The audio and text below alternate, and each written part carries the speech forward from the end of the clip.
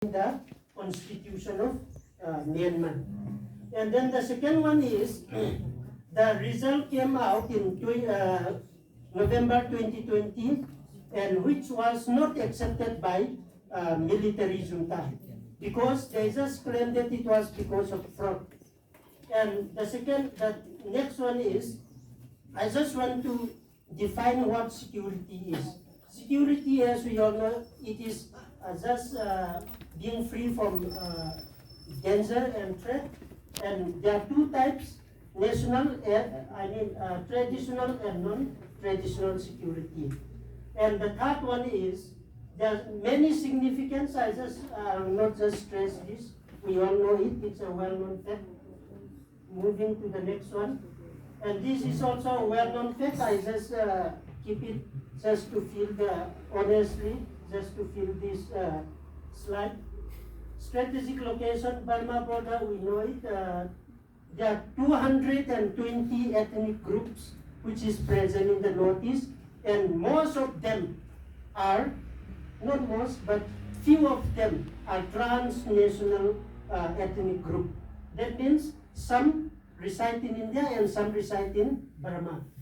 And then the sensitive porous border, we know it: insurgency, long-standing separatist movement, and militant groups.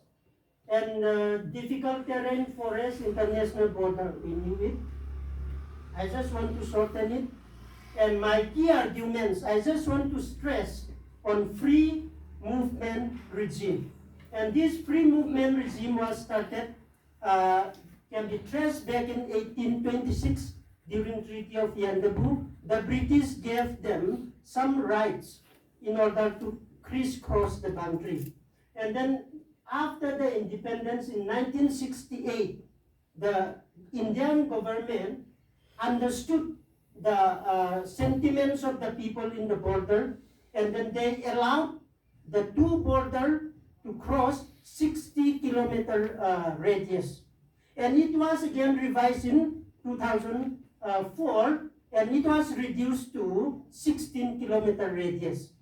And it was again revised in 2018, but in 2018, they just put FMR as one part of Act East policy. And after that, in 2024, 2nd February, Ministry of Home Affairs scrapped this. And my argument is, this I don't support this free movement regime, scrapping of this one, because scrapping of free movement regime will create more problem. Instead, I suggest one that is, I just put it a new term called regulated movement regime, where there can be a regulation and there can be a movement. Because any policy which the local people did not support, there won't be much success. So in order to succeed all the policy of the government, we need the consent of the people who are residing in the border areas. This is my argument. And then this free movement regime, though the Indian government applied thus far, there was no accepted documents which can prove that they are from Burma, they are from India. So there was no proper channeling of people who are crisscrossing the border. So my point here is, in that regulated movement regime that I mentioned, the government can come with a certain mechanism, with a certain documents with border areas. Like this, for example, ILP, we didn't have a boundary, we don't need a boundary line, or we don't need fencing to implement this inner line permit, yet we can perform it by giving some documents. And I suggest that one, and that will be better. That is what my point is. And cross-border terrorism, we have known it. And just to cite two, though there are many, and which was in 2021, Colonel excuse me, I just forgot his name.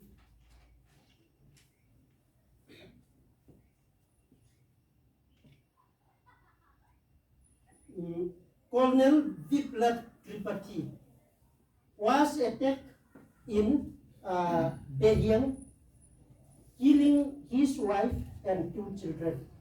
That was one fact of this cross-border terrorism, and I'm mentioning this because the act was admitted by those people through press statement.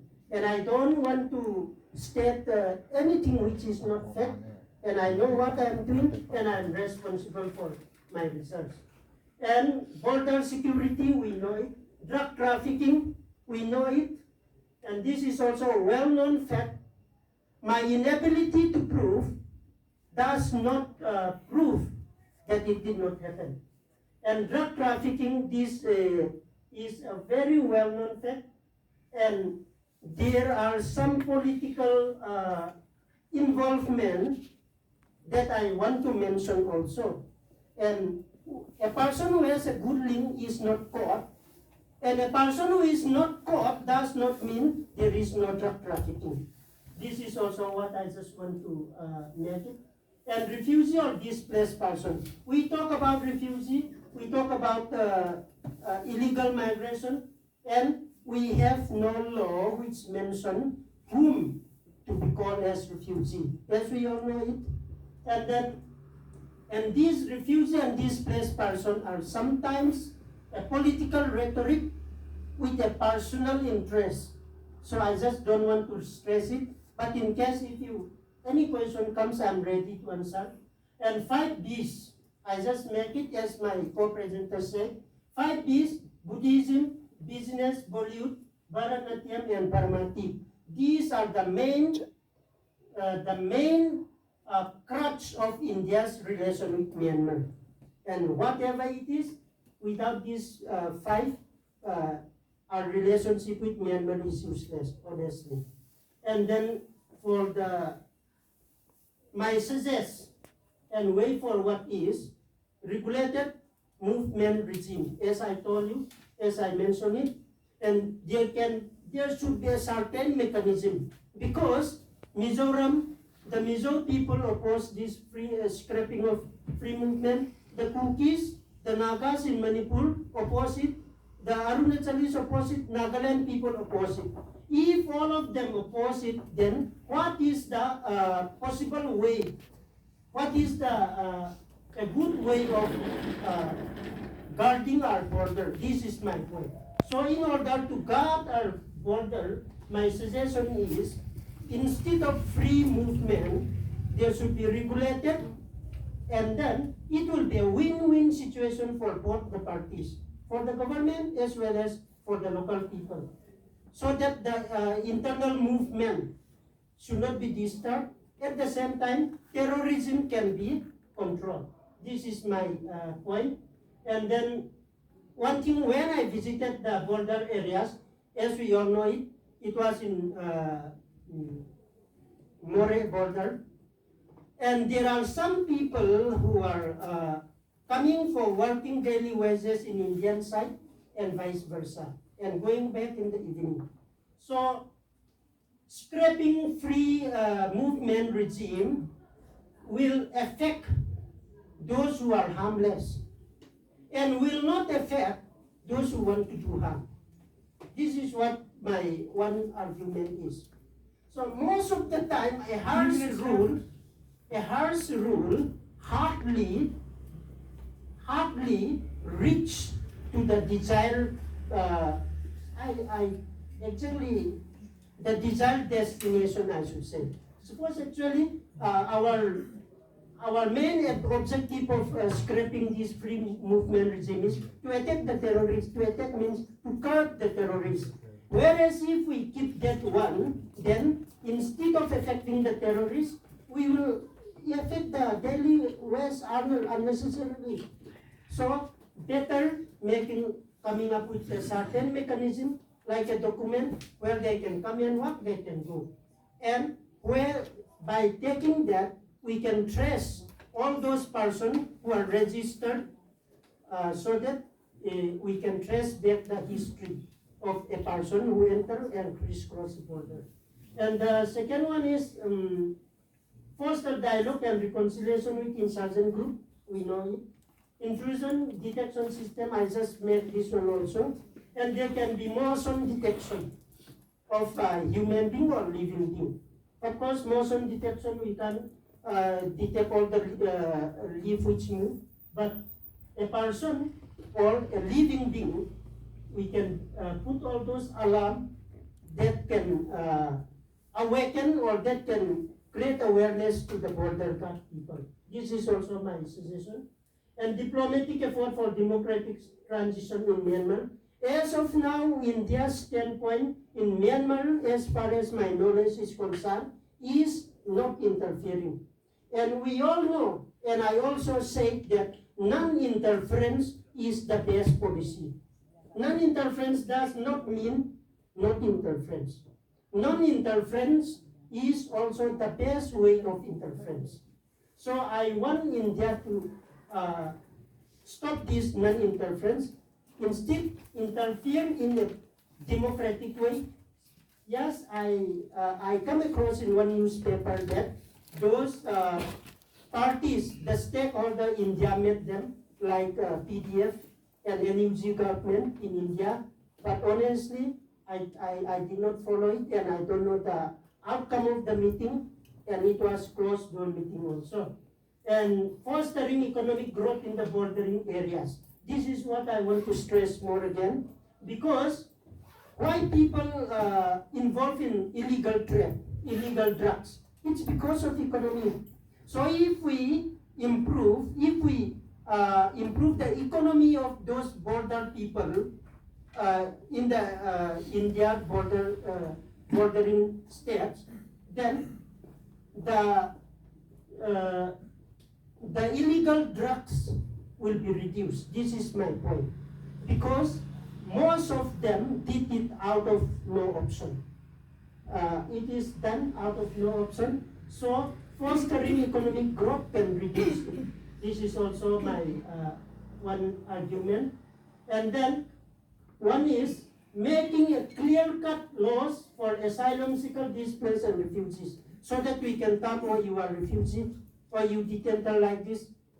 We didn't have a clear-cut law, and we are there was some ambiguous law, but it's not worth mentioning because it did not work properly, and that can not be legally forced also. And yeah, for my conclusion, India needs immediate attention. It's imperative for India to engage with Myanmar government and all stakeholders. And to mitigate the risks of Northeast state, India needs to strengthen bilateral relations. India must prioritize democratic values, human rights, and the rule of law in Myanmar. And for the last but not the least, most of the time we depend on the news with the current problems. So I just want to say one thing about news. Life is one word, and life we see in newspaper is another word. So we just want to give that in our mind. And thank you for patiently listening.